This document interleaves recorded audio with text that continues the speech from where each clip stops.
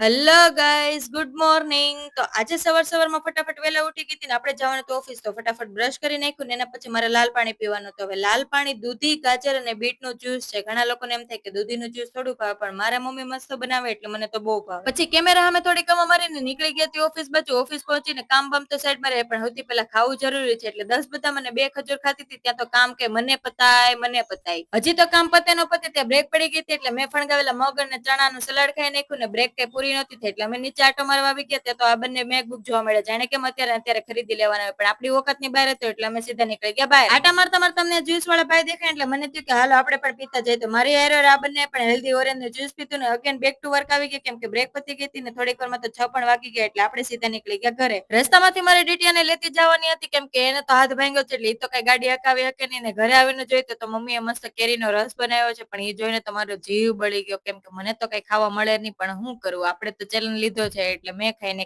દહીં અને ભાત. તો આજ માટે એટલું.